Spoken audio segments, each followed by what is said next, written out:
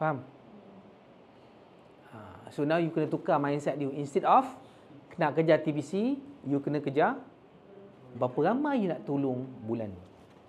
You tak percaya, you try. You tukar cara berfikir.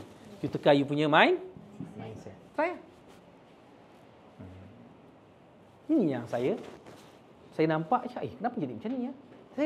Saya tengok saya sendiri dan saya tengok orang lain. Kenapa orang lain boleh pergi? Why? Because dia tahu nak tolong orang. Bila nak tolong orang, saya dah tolong settle ni, settle. Yang ni tak nak tolong next, yang ni tak nak tolong next. Yang ni nak tolong, kita pergi. Faham tak? You suka tak tolong orang? Happy tak? Kan? You tolong orang tu settle masalah, you sedih ke you happy? Ada. Apa kita punya core values first? Happiness. Why? Happiness bring success. So how to be happy? Help other people. Effortlessly and unconditionally. Happily helping others, effortlessly and unconditionally. Apa maksud unconditionally? Dia ambil ke tak ambil ke, aku tak kisah, aku pergi tolong ajar kau ilmu. Sebab yang tolong kita siapa? Allah yang tolong. Tak cukup ke? Hasbi Allah wa ni'mal wakil, ni'mal maula wa ni'mal nasir, tak cukup?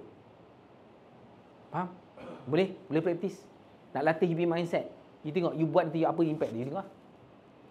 Tak kisah, siapa reject you pun tak kisah. Sebab saya pernah berpengalaman macam you, sama. Kan? Dulu masa mula saya join. Mula-mula join kan. Kita nak approach orang. Maksudnya commission saya mula sikit sangat. Dalam 300-400. Nak approach orang yang income 8,000, 9,000. Takut tau.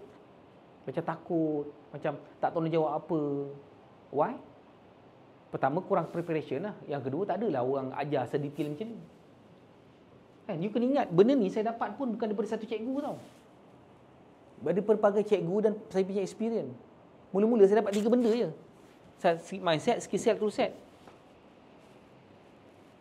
Tapi kenapa tak pergi lagi? Apa lagi lack? Oh, kita lack of purpose pula. Then, masukkan purpose. Tapi dah ada semua. Kalau nak main bola, kena ada padang. Faham tak?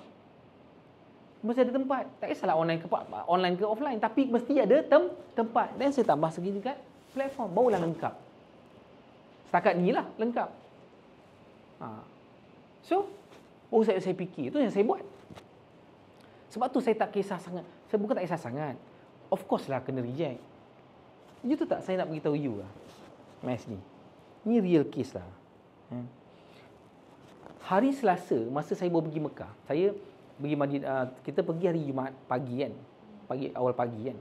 So sampai Madinah pukul tengah hari. Tapi lepas semayang. Lepas tu lepas zuhur. Ngam-ngam lepas zuhur. Orang bawa keluar masjid. So sampai-sampai daripada airport pergi Masjid Quba dulu. So Masjid Quba sebelum pergi hotel kan, Masjid Quba dulu tengok masjid, ziarah masjid sembahyang zuhur. Dengan sembahyang zuhur dengan asar jamak qasar sebelum check in hotel kan. Lepas tu orang bawa keluar. Kalau ikutkan sempat planning dia sempat. Kalau sejam awal atau sejam setengah awal mungkin sempat sembahyang Jumaat. Tapi sebab daripada KLIA pun dah lewat sejam. So tak sempat lah. So okey.